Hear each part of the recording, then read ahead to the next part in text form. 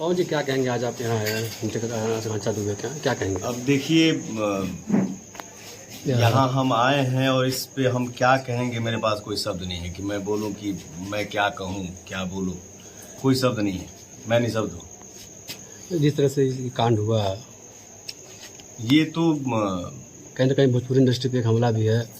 ये तो हम लोग सपने में भी नहीं सोचे थे, क्योंकि वो जितनी वो अंदर से मजबूत थी, जितनी बोल्ड थी, इतना हंसी मजाक करना, खुश रहना, मस्त भाव में रहना, वो लड़की मतलब ये कदम मतलब अभी भी हम लोगों को मतलब कल्पना भी नहीं कर सकते हैं कि मतलब वो लड़की इस टाइप का कदम उठा सकती है।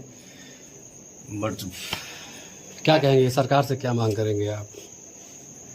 देखिए, हम लोग बोलते हैं भोजपुरी इंडस्ट्री एक परिवार है, तो हमारे परिवार की एक सदस्य हमारे बीच आज नहीं है, तो सरकार से हम यही कहेंगे, गुहार करेंगे कि उस लड़की के साथ न्याय हो और इस परिवार के साथ न्याय हो। आपके साथ फिल्म बनाने की सजा तो नहीं मिली उसे? अब नो कमेंट्स इस पे। चलिए, सब बातें हम ये बात की बातें हैं, अभी कुछ नहीं।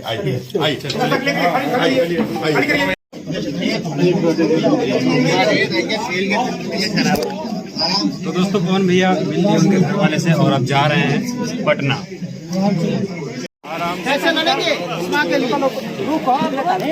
मेरा देखिए, इस दुख की घड़ी में हम इस परिवार में आज शामिल हुए और ऐसी घटना घटी है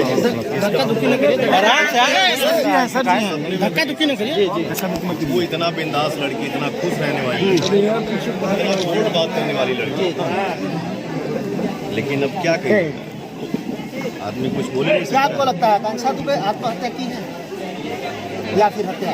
भाई, सच्चाई क्या है ये ऊपर वाले जानते हैं। अच्छा पवन जी, आप तो कहीं न कहीं आरा कभी हारा नहीं कहने वाली आकांक्षा दुबे आज कहीं नहीं आपकी हीरोइन, तमाम इनके परिजन काफी दुखी है।